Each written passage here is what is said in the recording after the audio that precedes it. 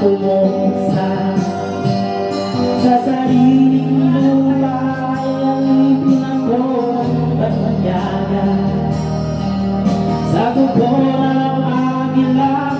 Kailangan ko makalaya, kailangan ng kamunan upang labanan ang mga pangapit na nasa ating